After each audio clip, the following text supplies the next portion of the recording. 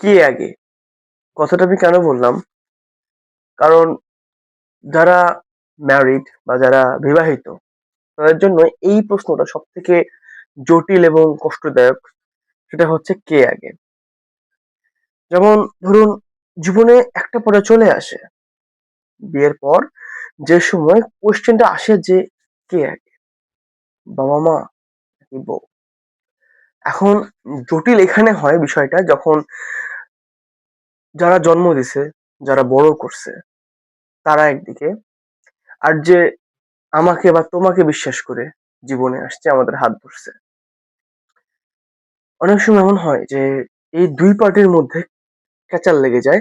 মাঝখানে থাকো তুমি, এবং তুমি ধুমরায় মুচড়ে যাও। বাবা মা ভাবে তুমি বউর পক্ষে চলে আসছো, বা বউ ভাবে তুমি বাবা মার পক্ষে চলে আসছো, কিন্তু অ্যাকচুয়ালি তুমি নিরুপায়, তুমি মাঝখানে দেখছো খালি নীরব দর্শক। এখন অনেক সময় বাবা মা তোমাকে বাড়ি থেকে বের করে দেওয়ার হুমকি দেয়, বা বাড়ি থেকে বের করে দেয়, আর ওইদিকে বউ তোমাকে ছেড়ে চলে যায়, চলে গিয়ে তোমাকে ছেড়ে দেওয়ার হুমকি দেয়, বা তোমাকে বলে যে চলে যাও আমার সঙ্গে, আলাদা হয়ে যাও আমার সঙ্গে। এখন হ্যাঁ, ওদের ক্ষেত্রে হয় যাদের বাবা মা একটু ইয়াং, হাঁটাচলা করতে পারে, চলতে পারে।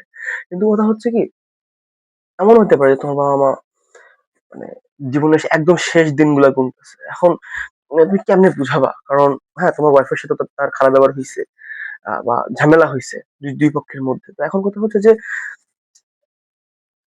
অ্যাজ আ হিউম্যান বিইং, বা অ্যাজ আ ছেলে, as a husband, as a man, কে আগে? এটা চিন্তা করতে গেলেই মাথা ঘুরে যায়, মাথা শেষ হয়ে যায়, মাথা ফেটে যায়। অ্যান্ড কথা হচ্ছে যে এটার উত্তর খুবই জটিল, যে কে আগে।